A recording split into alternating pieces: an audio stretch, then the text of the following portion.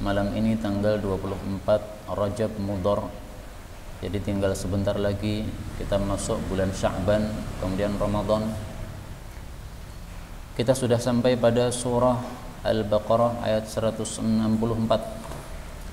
Jadi hari ini tafsir untuk halaman 25 dari Mushaf Al-Quran Al-Karim dalam program kita satu hari satu halaman. A'udzu billahi minasy syaithanir rajim.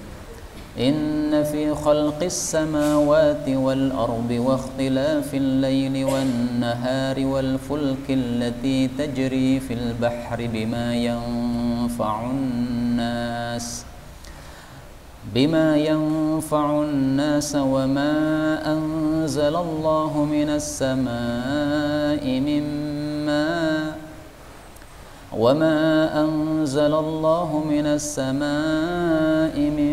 ماء فأحيا به الأرض بعد موتها وبث فيها من كل دابة وتصريف الرياح والسحاب المسخر بين السماء والأرض لآيات لقوم يعقلون ومن الناس من يتخذ من دون الله أندادا يحبونهم كحب الله والذين آمنوا أشد حبا لله ولو ترى الذين ظلموا إذ يرون العذاب إن القوة لله جميعا وإن الله شديد العذاب اتبرأ الذين اتبعوا من الذين اتبعوا ورأوا العذاب وتقطعت بهم الأسباب وقال الذين اتبعوا لو أن لنا كرة فنتبرأ منهم كما تبرؤوا منا كذلك يريهم الله أعمالهم حسرات عليهم وما هم بخارجين من النار يا أيها الناس كلوا مما في الأرض حلالا طيبا ولا تتبعوا خطوات الشيطان إنه لكم عدو مبين إنما يأمركم بالسوء والفحشاء وأن تقولوا على الله ما لا تعلمون الحمد لله رب العالمين اللهم ارحمنا بالقرآن آمين. Pada ayat 166 idz tabarra'a, ini boleh dibaca dengan idgham, idz tabarra'a. Pada ayat sebelumnya 165 walau yara boleh dibaca dengan huruf ta, walau tara. Idh yarawna boleh dibaca dengan dhamma, idh yurawna.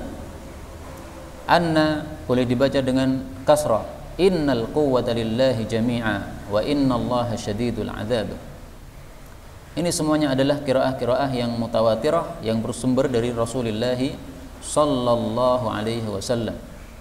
Demikian juga pada ayat 168 khutuwat, ini ta'nya boleh disukun, khutwat, sebagaimana biasanya bagi yang sudah sering mengikuti kajian kita pasti sudah sering mendengarnya.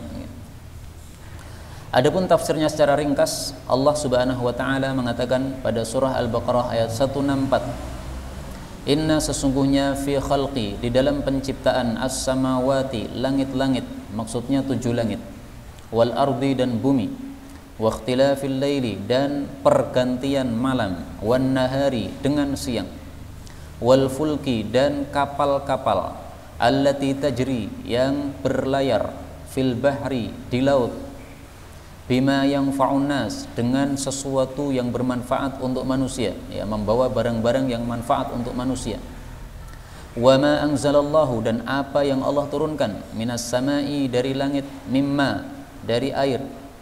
Ini kalau dibaca berhenti boleh mimma, tetapi kalau dibaca sambung maka harus panjang, mimma in fa ahya, mimma'in, dari air, fa ahya bihi, lalu Allah menghidupkan dengan air tadi al arda, bumi, ba'da mautiha, setelah matinya bumi, Wa batha, dan Allah menebarkan fiha, di dalam bumi, min kulli dabbah, dari setiap binatang yang melata, termasuk dinosaurus kalau ada. Kalau kayal ya berarti enggak termasuk.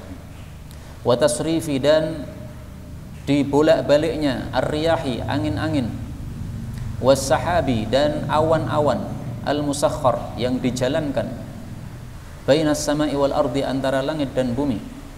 Itu semuanya adalah laayatin, sungguh ada tanda-tanda, maksudnya tanda keesaan Allah atau kekuasaan Allah, liqaumi ya'qilun, bagi orang-orang yang berakal. Ayat ini menunjukkan bahwa alam semesta menunjukkan adanya Tuhan. Jadi kalau ada orang tidak percaya adanya Tuhan, itu berarti enggak punya akal. Karena kalau seseorang ditanya ketika ada mobil berjalan, apakah ada sopirnya? Dia pasti mengatakan ada. Apakah engkau melihat sopirnya? Enggak kelihatan. Karena di dalam mobil dan kacanya kaca hitam. Tapi dia yakin ada sopirnya. Kenapa? Ada yang menjalankan. Karena mobilnya berjalan. Nah sekarang kalau mobil kecil berjalan pasti harus ada sopirnya. Bagaimana dengan alam semesta yang luas ini? Berjalannya matahari, berjalannya bulan, tertibnya siang malam, ini pasti ada yang mengatur. Karena itu orang-orang yang tidak percaya adanya Tuhan betul-betul tidak punya akal sebenarnya, tidak menggunakan akal sehatnya. Kalau orang pakai akal sehatnya, tidak perlu dalil, dia cukup melihat alam semesta sudah yakin ada Allah Subhanahu wa taala. Nah, maka di sini tanda kekuasaan Allah atau keesaan Allah atau keberadaan Allah adalah pertama, khalqis samawati wal ard, diciptakan langit dan bumi. Tentang penciptaan langit dan bumi, asal muasalnya bagaimana? Orang-orang sering menyebutkan adanya teori Big Bang, dan itu ternyata sesuai dengan ayat Al-Quran. Allah Subhanahu wa ta'ala mengatakan pada surah Al-Anbiya ayat 30, awalam yaral ladzina kafaru annas samawati wal ard, apakah orang-orang kafir belum melihat bahwasanya langit dan bumi kanata ratqan, keduanya dulu asalnya itu lengket, maksudnya bersatu ya. Fafataqnahuma, lalu kami memisahkan, memecahkan antara keduanya. Wa ja'alna minal ma'i kulli syai'in hayy. Nah, ini menunjukkan bahwa terjadi ledakan keras, kemudian terbentuklah menjadi langit dan bumi ini sebagaimana diteorikan oleh orang-orang, ternyata itu sudah ada dalam Quran. Ikhtilafil laili wan nahar, ikhtilaf ini bisa diartikan dengan dua terjemah. Terjemah yang terkenal, ikhtilaf itu artinya pergantian. Jadi kadang muncul siang, kadang muncul malam. Ini yang mengganti siapa? Allah Subhanahu wa ta'ala. Maka kalau ikhtilaf diartikan pergantian, ini semakna dengan ayat Allah Subhanahu wa ta'ala yang lain, di mana Allah Subhanahu wa ta'ala mengatakan famahawna ayatal laili wa ja'alna ayatan nahar. Kami menciptakan malam dan siang sebagai tanda. Kami hapus malam, kami ganti dengan siang, terang benderang, supaya kalian mencari karunia dari Allah Subhanahu wa ta'ala, juga supaya kalian mengetahui hitungan tahun. Jadi dengan adanya siang malam, kita jadi tahu, oh ini sudah satu hari, oh ini sudah satu pekan, oh ini sudah satu bulan, sehingga kita tahu, oh ini sudah berapa tahun, anak saya usia berapa tahun, ini tumbuhan sudah berapa tahun. Ini surat Al-Isra ayat 12. Makna yang kedua, ikhtilaf artinya adalah perbedaan. Perbedaan malam dan siang. Artinya kadang-kadang malam lebih panjang, kadang-kadang siang lebih panjang. Kadang-kadang juga sama persis. Antara satu negara dengan negara lain berbeda. Kalau Indonesia mungkin rata-rata sama, siang 12 jam, maka malam juga 12 jam. Nah, di tempat yang lain tidak. Puasa Ramadan mereka bukan 12 jam, tapi puasanya 15 jam, 16 jam. Nah, kita alhamdulillah di Indonesia dikasih oleh Allah puasa yang ringan karena memang kita orang-orang yang lemah. Nah, ini ikhtilaf kalau diartikan perbedaan begitu itu sesuai dengan ayat Allah yang lain, di mana Allah Subhanahu wa taala mengatakan yulijul laila fin nahari wa yulijun nahara fil lail. Allah memasukkan malam dalam siang, maksudnya siangnya lebih panjang daripada malam. Wa yulijun nahara fil lail, memasukkan siang di dalam malam, maksudnya malamnya lebih panjang. Jadi kadang-kadang siangnya lebih panjang, kadang-kadang malamnya lebih panjang. Ini dua tafsiran sama-sama benar karena sama-sama berdasarkan dalil Quran. Jadi ikhtilaf bisa diartikan pergantian, bisa diartikan apa? Perbedaan. Kok satu kata dua terjemah atau dua tafsir, itu gimana? Jawabnya adalah qala Aliyun, berkata Ali bin Abi Thalib, Al-Qur'anu hammalul wujuh. Ayat Quran itu memang mengandung banyak-banyak makna. Jadi satu kata, satu kalimat mengandung dua makna, itu biasa dalam Quran. Memang sifat Quran ayat-ayatnya seperti itu. Ini perkataan Sayyidina Ali yang merupakan termasuk ahli tafsir di antara para sahabat Nabi Shallallahu Alaihi Wasallam. Kemudian adanya kapal-kapal yang berlayar di lautan bisa membawa barang-barang yang bermanfaat untuk manusia. Ini juga tanda kekuasaan Allah Subhanahu Wa Taala, sekaligus rahmat Allah kepada hambanya. Zaman dulu belum ada pesawat terbang, bagaimana mau pergi dari satu negara ke negara yang lain? Nah, pakai kapal. Ini rahmat Allah Subhanahu Wa Taala. Allah bikin manusia punya akal sehingga bisa berpikir gimana saya bisa berpindah dari satu negara ke negara yang lain. Akhirnya buat kapal. Yang membuat kapal pertama siapa? Nabi Nuh alaihissalatu wassalam. Yang ngajari siapa? Allah Subhanahu Wa Taala. Nabi Nuh diberi wahyu oleh Allah, wahai Nabi Nuh, kamu tanam pohon-pohon besar. Nabi Nuh menanam pohon-pohon besar, lama, bertahun-tahun. Setelah pohonnya jadi besar, kemudian ditebangi, kemudian digergaji, kemudian disuruh membuat jadi kapal. Nah, maka pertama kali yang membuat kapal Nabi Nuh, kemudian diwarisi oleh keturunan beliau, termasuk kita-kita. Nah, inilah termasuk tanda kekuasaan Allah Subhanahu Wa Taala. Bima yang fa'unnas, kapal itu membawa sesuatu yang manfaat untuk manusia. Manfaat ini ada dua macam, ada manfaat dunia, ada manfaat agama. Manfaat dunia misalnya untuk bisnis, untuk perdagangan. Manfaat agama misalnya untuk peperangan. Nah, berperang di dalam lautan itu pahalanya lebih besar daripada di daratan. Sebagaimana sabda Nabi sallallahu alaihi wasallam, "Ghazwatun fil bahri", satu kali berperang di laut, "khairun min 10 ghazawatin fil barri", lebih baik daripada 10 kali perang di daratan. Maksudnya pahalanya lebih besar. Jadi 1:10, lebih utama yang satu kali, yang di laut. Kenapa? Lebih bahaya. Kalau kapalnya tenggelam sudah mati sudah. Nah, kemarin ada kejadian di Mesir, Syekhuna Al-Hafnawi menceritakan bahwa ada sekeluarga naik kapal, banyak anak-anak kecil di situ, tiba-tiba kapalnya balik. Banyak yang mati, hanya 2 orang, hanya 1 orang yang selamat saja. Kemudian menceritakan bagaimana kejadiannya. Ternyata kapal itu tidak terkena apa-apa, tidak ada ombak, tidak ada batu, nggak ada apa-apa, tapi tiba-tiba terbalik saja. Ya, ini kehendak Allah Subhanahu Wa Taala. Allah ingin memuliakan keluarga tersebut, semuanya dibikin mati syahid. Dan masya Allah, ada seorang ibu-ibu ditemukan dalam keadaan sudah mati dalam lautan, dalam keadaan masih menggenggam 2 bayinya. Jadi dia tenggelam sambil menggenggam 2 bayinya sampai mati bertiga bareng. Ini masya Allah, rahmatnya seorang ibu. Dia tahu bahwa dia akan mati, tahu bahwasanya bayinya juga akan mati, tidak rela kalau semuanya tersebar, maka dia ditemukan dalam kondisi bertiga membawa 2 orang bayi. Subhanallah. Kemudian beliau bersabda, "Wa man ajazal bahra", siapa yang melewati satu laut, faka'annama ajazal audiyah kullaha, itu seperti melewati lembah-lembah semuanya yang ada di daratan. Wal ma'id fihi, orang yang mabuk di dalam lautan, kal mutasyahhid fi damih, itu seperti orang yang berlumuran darah ketika berperang. Hadis riwayat Imam Hakim sahih. Nah, maka perang di lautan ini termasuk bima yang fa'unnas, dan ini pahalanya sangat besar. Kemudian apa yang Allah turunkan dari langit berupa air, maksudnya air hujan, lalu Allah menghidupkan dengannya bumi setelah mati. Apa maksudnya bumi mati? Maksudnya kering, sebagaimana ditafsirkan dalam ayat yang lain. Jadi matinya bumi itu bukan nyawanya dicabut, ya, tapi maksudnya dia kering.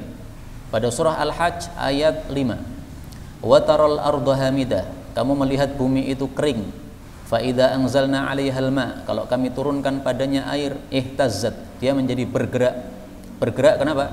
Karena muncul tumbuh-tumbuhan, biji-bijian menjadi tumbuh. Warobat atau warobaat, ini ada 2 bacaan, ya. Dan dia menjadi tinggi. Wa ambatat min kulli zaujin bahij, dan dia menumbuhkan segala jenis yang indah, yaitu dari tanaman-tanaman. Nah, maka yang dimaksud mautiha, matinya ini adalah keringnya bumi.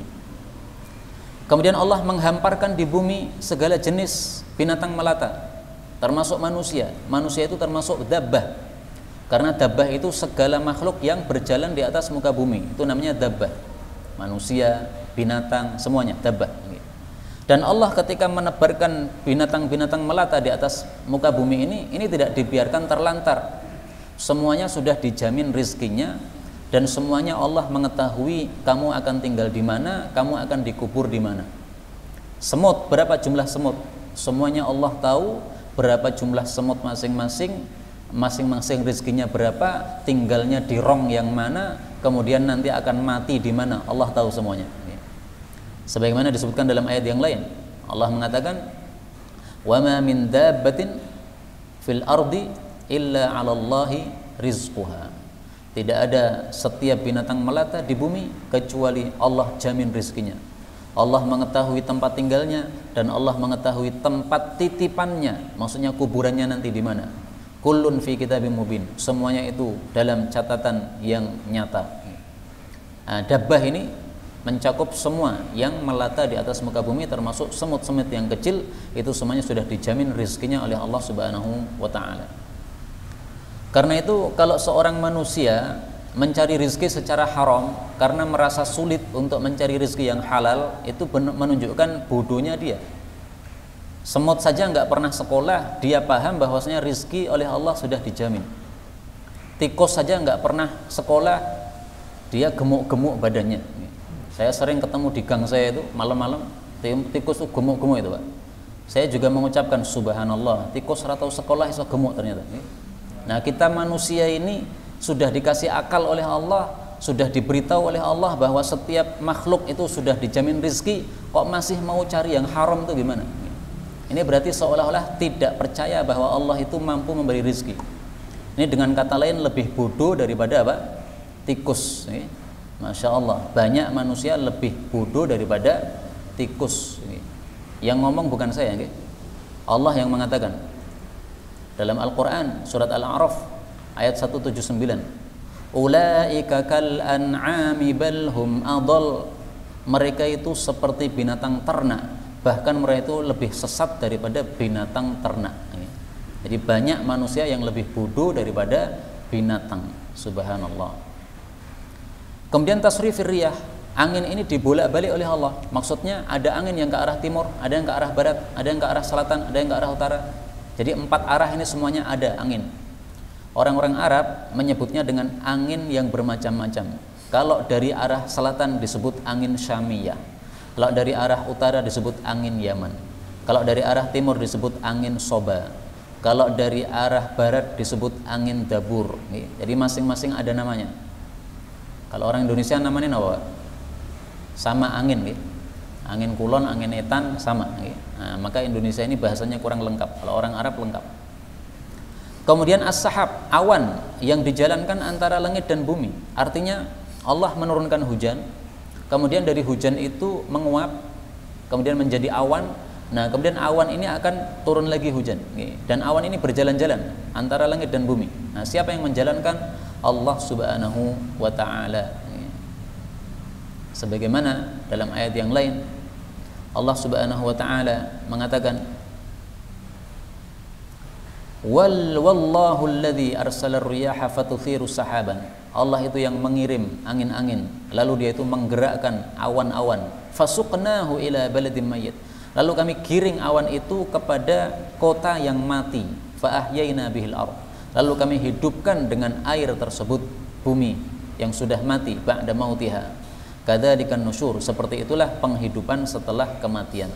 Jadi sebagaimana Allah mampu menghidupkan bumi yang mati, juga mampu menghidupkan manusia setelah matinya. Kemudian Allah mengatakan, wa minan nas, dan dari kalangan manusia, man, ada orang yang yattakhidhu, menjadikan min dunillahi, selain Allah, andadan. Apa andadan? Tandingan-tandingan, saingan-saingan. Yuhibbunahum, yang mereka mencintai saingan-saingan tadi, kahubbillah, seperti mencintai kepada Allah. Jadi disetarakan dengan Allah. Maka Allah katakan walladzina amanu, adapun orang-orang beriman, asyaddu hubban lillah, lebih dahsyat cintanya kepada Allah daripada cintanya orang kafir kepada Tuhan-Tuhan tadi. Walau yara, dan kalaulah melihat alladzina zalamu, orang-orang yang zalim, idh yarawnal adzab, ketika mereka melihat azab, maka niscaya mereka tahu annal quwwata, bahwasanya kekuatan itu lillahi jami'a, hanya milik Allah semuanya. Wa annallaha, dan bahwasanya Allah itu syadidul adzab, dahsyat siksanya. Maksud ayat ini adalah setelah Allah menjelaskan bahwasanya alam semesta ini menunjukkan adanya Tuhan, yang Tuhan itu berhak disembah, yang lain tidak berhak disembah, maka Allah menjelaskan bahwa ada manusia-manusia yang sesat. Mereka tidak bisa membaca alam semesta, sehingga setelah mengetahui alam semesta tidak bisa sadar bahwasanya ada Tuhan yang berhak disembah. Malah mereka yattakhidhu min dunillahi andadan, malah mereka menyembah selain Allah Subhanahu wa taala. Nah, maka sebagaimana disebutkan dalam hadis riwayat Tirmidzi, orang-orang kafir Quraisy, mereka dulu juga menyembah Allah, tetapi selain itu juga menyembah Tuhan-Tuhan yang lain sebagai saingan-saingan atau tandingannya. Meskipun ini hadis secara derajat adalah dhaif, tetapi secara makna adalah sahih. Memang orang-orang kafir zaman dulu menyembah banyak Tuhan. Ya Husain, wahai Husain, kata Nabi. Ini Husain sahabat Nabi waktu itu masih kafir. Kam ta'budul yauma, berapa yang kamu sembah pada hari ini? Ilahan, Tuhanmu. Qala Abi, Husain menjawab, sab'ah, ada 7 Tuhan. Sittatan fil ardi, 6 di bumi, yaitu arca-arca itu, Lata, Uzza, Manat dan sebagainya. Wa wahidan fis sama, yang satunya di langit. Maksudnya siapa? Allah Subhanahu wa taala. Nah, maka Nabi bertanya, dari Tuhan-Tuhanmu yang banyak itu, yang kamu pakai ketika kamu butuh, ketika kamu takut, itu siapa? Qala alladzi fis sama, ya saya pakai Tuhan yang di langit. Nih, karena yang lain-lain yang di bumi ini semuanya lemah. Nah, maka Rasulullah katakan, hei Husain, kalau kamu mau masuk Islam, nanti kamu saya ajari 2 kalimat yang akan sangat bermanfaat untuk kamu. Akhirnya dia masuk Islam, kemudian diajari oleh Nabi membaca doa, Allahumma alhimni rusydi wa a'idhni min syarri nafsi. Ya Allah, ilhamkanlah kepada saya petunjuk saya, jadi supaya tidak sesat, dan berikanlah saya perlindungan dari keburukan diri saya sendiri. Ini hadis kata Imam Tirmidzi gharib. Hadis yang disebut gharib oleh Imam Tirmidzi itu berarti hadisnya dhaif menurut beliau. Demikian juga kata Asy-Syaikh Al-Albani, ini derajatnya dhaif. Tapi para ulama sering menampilkan hadis ini dalam kitab-kitab mereka karena memang sudah benar bahwasanya betul-betul mereka itu orang-orang kafir dulu menyembah Allah plus yang lain-lain. Makanya di sini dikatakan yuhibbunahum kahubbillah. Mencintai Tuhan-Tuhan tadi seperti mencintai Allah. Jadi disetarakan. Tuhannya berapa? 7. Berarti disetarakan antara 7 Tuhan ini. Meskipun mereka tetap kembali kepada Allah ketika kondisi-kondisi susah. Jadi kalau punya hutang nggak bisa ngelunasi, larinya sama Allah. Di laut, kemudian gonjang-ganjing kapalnya, lari kepada Allah Subhanahu wa taala. Maka Allah katakan, kalau orang-orang beriman tidak begitu, tetapi lebih dahsyat cintanya kepada Allah Subhanahu wa taala. Nah, karena itu marilah kita melihat diri kita sendiri. Apakah kita sudah cinta kepada Allah? Kalau kita cinta kepada Allah, berarti kita termasuk alladzina amanu, orang-orang yang beriman. Kalau tidak, berarti bukan, atau imannya belum sempurna. Nah, kadang-kadang manusia itu diuji, Pak. Cinta sama Allah atau cinta sama dunia.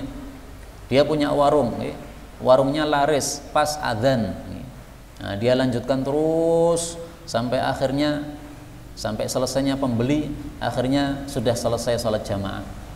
Dia bilang nggak apa-apa, yang penting sholat di rumah, rela dengan pahala 1 daripada pahala 27 yang jamaah. Nah, di situ dia teruji, berarti cintanya kepada Allah kalah dengan cintanya kepada dunia. Kalau orang cintanya kepada Allah Subhanahu wa taala dahsyat, nggak akan begitu. Tetapi dia akan seperti Ibrahim As-Sha'igh. Ini seorang ulama ahli hadis. Disebutkan di dalam kitab Sunan Abu Dawud. Qala Abu Dawud, berkata Abu Dawud, kana Ibrahim As-Sha'igh, adalah Ibrahim As-Sha'igh rajulan salihan, lelaki saleh. Qatalahu Abu Muslim bi Arandas, dibunuh secara zalim oleh Abu Muslim di Arandas. Kana idza rafa'al mitraqah, dia itu kalau sudah mengangkat palunya untuk memenggal kayunya, jadi tukang kayu kayaknya beliau ini. Fasami'an nida, lalu dia mendengar azan dikumandangkan, sayyabaha, langsung palunya diletakkan. Jadi palunya sudah diangkat, Pak. Allahu Akbar, langsung diletakkan. Kalau kita mungkin lanjut sampai azan selesai. Setelah adzan selesai, wah kok kayunya ini kok belum selesai, lanjutkan lagi sampai qomat, akhirnya sampai selesai jamaah. Nah, itu kalau kita. Nah, maka marilah kita lihat, apakah kita sudah termasuk walladzina amanu asyaddu hubban lillah, orang-orang yang betul-betul beriman itu lebih dahsyat cintanya kepada Allah daripada yang lain-lain. Kemudian Allah mengatakan pada ayat 166, ingatlah ketika tabarra'a, berlepas diri, alladzina tubi'u, orang-orang yang diikuti. Berlepas diri dari siapa? Minalladzina taba'u, dari orang-orang yang mengikuti. Wara'awul adzaba, dan mereka melihat azab, yaitu neraka. Wa taqatta'at, dan telah putus bihim, terhadap mereka, al-asbab, segala hubungan. Ini maksudnya kejadian pada hari kiamat. Nanti pada hari kiamat, setiap pemimpin-pemimpin yang memimpin di dalam kejelekan dan kesesatan itu nanti akan berlepas diri dari pengikutnya masing-masing. Kelompok Syiah, mereka akan dikatakan oleh pemimpinnya, aku berlepas diri dari kalian. Ini bukan salah saya kalau kita dimasukkan neraka, salah kalian kenapa kalian gabung dalam kelompok saya. Itu nanti perkataan ketua-ketua Syiah begitu. Demikian juga Khawarij, demikian juga Mu'tazilah, demikian juga yang lain-lain. Kalau kelompok-kelompok sesat ini dimasukkan dalam neraka, maka Allah Subhanahu wa taala bikin orang-orang yang utubi'u, yang diikuti, itu semuanya menjadi tabarra', berlepas diri. Karena itu ayat yang paling bagus untuk menafsirkan ayat ini tadi adalah kalam Allah Subhanahu wa taala. Ketika Allah Subhanahu wa taala mengatakan dalam ayat yang lain,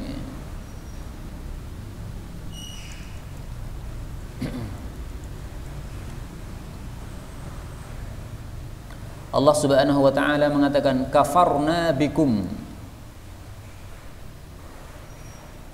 Nah, bukan yang ini. Wabada.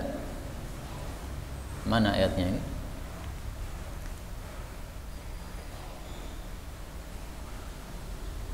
Nah, ayat yang lain.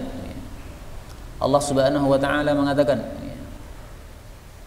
di dalam ayat yang lain, ketika orang-orang dimasukkan di dalam neraka oleh Allah Subhanahu wa taala, kemudian yang diikuti berlepas diri dari yang mengikuti, Allah Subhanahu wa taala mengatakan, kalimatnya bura'u, wa mimma ta'buduna min dunillah. Oh, kok beda lagi.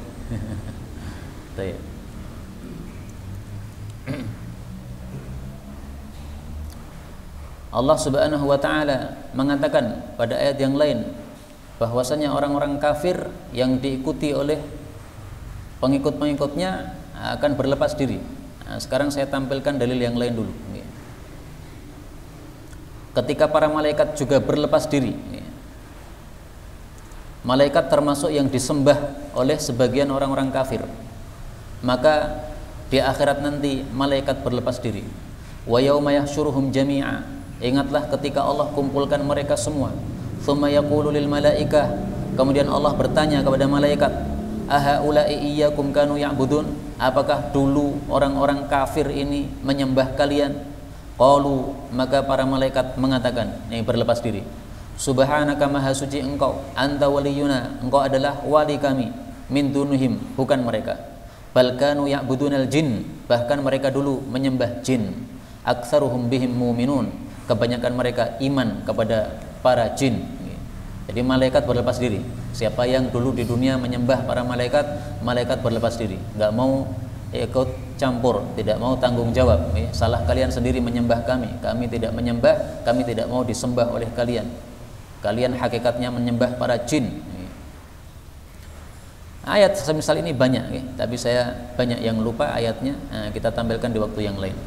Kemudian Allah mengatakan wa qala alladziina ittaba'u, dan berkata orang-orang yang mengikuti, lau anna lana, kalaulah bahwasanya kami memiliki karratan, kembali ke dunia, fanatabarra'a minhum, maka kami akan berlepas diri dari mereka, kama tabarra'u minna, sebagaimana mereka berlepas diri dari kami.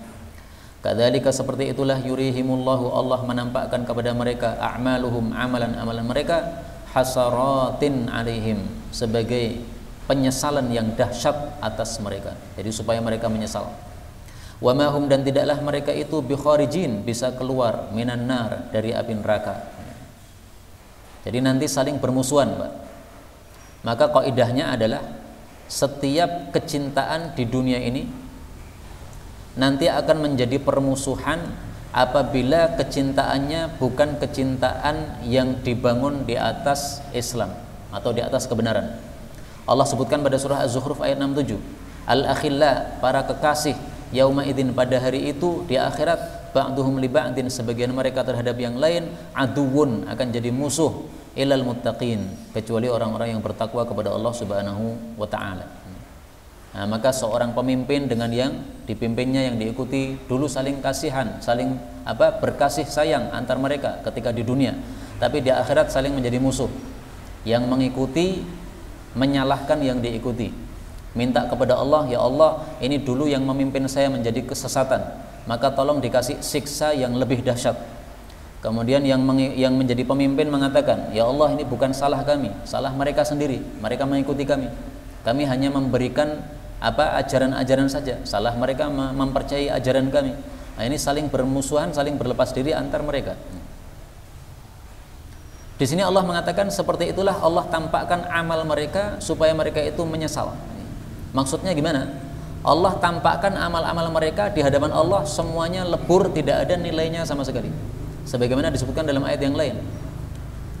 Jadi kita berusaha di sini menampilkan ayat-ayat yang semisal supaya kita lebih semangat baca Quran. Ternyata ayat-ayat Quran itu semisal-semisal. Surat Al-Furqan ayat 23, wa qadimna ila ma amilu, kami Allah akan datang kepada seluruh amal mereka, min amal, yang mereka amalkan di dunia, faja'alnahu haba'an manthura, kami jadikan amalan itu semuanya menjadi debu yang bertebaran. Jadi amalan orang kafir itu semuanya di hadapan Allah tidak ada nilainya. Allah tampakkan, nih amalmu dulu, kemudian dileburkan oleh Allah. Nah, setelah lebur, mereka kemudian hasarat, mereka akan menyesal. Kenapa amalnya lebur? Karena amal tidak didasari dengan iman. Jadi amal itu hanya diterima kalau didasari dengan iman. Orang kafir banyak yang berbuat sosial, Pak. Ketika terjadi di Aceh dulu tsunami, kita lihat dulu orang-orang kafir banyak yang memberikan dana kepada korban. Kita melihat dengan mata kepala kita sendiri, tidak hanya orang-orang muslim yang membantu korban, tapi orang-orang kafir banyak. Bahkan mungkin dana yang mereka berikan itu lebih banyak daripada dananya umat Islam, karena umat Islam rata-rata orang miskin, sementara mereka orang-orang kafir dari luar negeri memberikan dana yang besar untuk korban Aceh ini, tetapi amalan mereka tidak ada nilainya di hadapan Allah Subhanahu wa taala. Ya, ada nilainya di dunia, tapi nanti di akhirat seperti disebutkan dalam ayat ini tidak ada nilainya, dileburkan oleh Allah Subhanahu wa taala. Kalau di dunia masih ada nilainya. Sebagaimana disebutkan di dalam hadis yang sahih, Rasul sallallahu alaihi wasallam bersabda, innallaha ta'ala, sesungguhnya Allah, la yadhlimul mu'min hasanah, tidak akan mendolimi orang beriman satu kebaikan pun. Yu'ta 'alaiha fid dunya, kebaikannya akan dibalas di dunia, wa yuthabu 'alaiha fil akhirah, akan diberi pahala di akhirat. Wa ammal kafir, adapun orang kafir, fayut'am, dia hanya dikasih makan bihasanatihi, dengan sebab kebaikan-kebaikan yang dia lakukan, fid dunya, di dunia saja diberi makan oleh Allah. Hatta idza afdau ilal akhirah, sehingga kalau mereka sudah sampai ke alam akhirat, lam takun lahu hasanatun, sudah tidak punya lagi kebaikan, yu'ta biha khairan, yang akan diberi pahala dengannya. Hadis riwayat Imam Muslim. Nah, ini bedanya muslim dengan kafir. Muslim beramal baik, balasannya 2 kali, di dunia dan di akhirat. Orang kafir beramal baik, balasannya cuma sekali, di dunia selesai. Di akhirat 0, nggak ada nilai sama sekali di hadapan Allah Subhanahu wa taala. Kemudian Allah mengatakan, ya ayyuhan nas, wahai para manusia, kulu makanlah mimma fil ardi, dari apa yang ada di bumi, halalan thayyiba, dalam keadaan halal baik. Wala tattabi'u, dan janganlah kalian mengikuti khutuwati syaitan, langkah-langkah setan. Innahu, sesungguhnya setan itu lakum, bagi kalian, aduwun, musuh, mubinun, yang nyata. Maksud ayat ini adalah bahwa makanan harus halal, tidak boleh makan yang haram. Makanan haram ada dua macam. Pertama, haram karena zatnya, misalnya anjing, misalnya babi, dan sebagainya. Yang kedua, haram karena cara mendapatkannya. Ayam halal, tapi cara mendapatkannya maling, nah berarti haram. Ayam halal, tetapi cara menyembelihnya tidak secara syar'i, dilempar dengan batu sampai mati, kemudian langsung digoreng, nah ini berarti tidak halal. Tayyib. Kemudian Allah mengatakan jangan mengikuti langkah setan. Apa yang dimaksud langkah setan? Para ulama mengatakan kullu ma'siyatin khutwatus syaitan. Setiap maksiat itu berarti langkah setan. Nah, maka maksudnya di sini jangan melakukan maksiat-maksiat. Artinya gimana? Makanan-makanan yang halal silahkan dimakan, yang haram jangan dimakan. Karena kalau makan yang haram berarti apa? Mengikuti langkah setan. Jangan mengharamkan yang halal, karena kalau mengharamkan yang halal itu berarti mengikuti langkah setan. Karena itu contoh mengikuti langkah setan disebutkan dalam ayat yang lain. Surat Al-Maidah ayat 103, ma ja'alallahu min bahiratin wala sa'ibatin wala wasilatin wala ham. Allah tidak pernah membuat adanya bahirah, sa'ibah, wasilah, ham. Ini semuanya adalah 4 istilah yang diada-adakan oleh orang-orang jahiliyah, orang-orang kafir. Mereka mengatakan kalau ada hewan yang seperti ini maka menjadi haram dimakan, tidak boleh dimakan. Misalnya kalau ada onta sudah melahirkan 10 anak, nah maka ini harus dibiarkan, tidak boleh dimakan, dipersembahkan untuk para tuhan mereka, tidak boleh disentuh. Kalau mungkin di Jawa ya kebo Kiai Slamet misalnya, tidak boleh disembelih misalnya. Nah, seperti itu siapa yang mengatakan itu? Yang mengharamkan untuk menyembelih kerbau tertentu siapa? Enggak ada. Yang mengharamkan menyembelih onta tertentu siapa? Enggak ada. Allah yang mengatakan di sini ma ja'alallah. Allah tidak pernah membuat aturan kayak begitu. Itu berarti termasuk khutwatis syaitan, langkah-langkah setan. Allah mengatakan setan adalah musuh yang nyata. Maksudnya musuh kok diikuti itu gimana? Musuh kok ditaati itu gimana? Karena itu maksud kalimat ini adalah sebagaimana dijelaskan oleh Allah Subhanahu wa taala dalam ayat yang lain. Afatattakhidunahu awliya min duni wa hum lakum adu, yaitu pada surah Al-Kahfi ayat 50. Apakah kalian itu menjadikan setan dan keturunannya sebagai wali dari selain Allah, padahal mereka itu adalah bagi kalian sebagai musuh? Bi'salidh zalimina badala, sejelek-jelek ganti bagi orang-orang yang zalim. Jadi mestinya setan itu karena musuh ya diperlakukan sebagai musuh. Kalau setan diikuti berarti apa? Kita menjadikan setan sebagai teman kita. Tapi mohon maaf, ini introspeksi untuk diri kita masing-masing. Kadang-kadang kita sering mengatakan jangan ikuti setan, tapi kita sendiri teman setan. Karena kalau kita melakukan maksiat berarti kita mengikuti setan. Nah, kalau kita mengatakan jangan ikuti setan, tapi kita melakukan maksiat, berarti kita teman setan, tapi melarang orang menjadi teman setan. Nah, ini introspeksi untuk diri kita masing-masing. Kemudian Allah mengatakan innama, sesungguhnya tiada lain, ya'murukum, setan memerintahkan kalian bisu, dengan keburukan, wal fahsya, dan kekejian, wa antaqulu, dan supaya kalian mengatakan 'alallahi, atas nama Allah, ma la ta'lamun, apa yang kalian tidak ketahui. Ayat ini maksudnya adalah bahwa setan itu tidak pernah mengajak kepada kebaikan. Karena itu tidak boleh mengikuti langkah setan, karena semuanya pasti keburukan. Dalam ayat ini Allah menyebutkan keburukan yang bertingkat-tingkat. Keburukan paling rendah, kemudian di atasnya lagi, kemudian di atasnya lagi. Asu itu adalah dosa-dosa biasa, dosa-dosa kecil, itu disebut asu. Al-fahsya, kekejian, ini adalah dosa-dosa besar. Definisi al-fahsya apa? Para ulama mengatakan al-fahsya itu adalah kullu ma yungkiruhul aqlus salim, setiap perkara yang diingkari oleh akal yang masih sehat. Jadi agama apapun kalau akalnya sehat ditanya ini baik atau buruk pasti mengatakan buruk. Contohnya apa? Zina. Ini ada perempuan istri tetangga dizinai, ini kan pasti buruk ini. Yang mengatakan menzinai istri tetangga baik itu berarti akalnya udah rusak.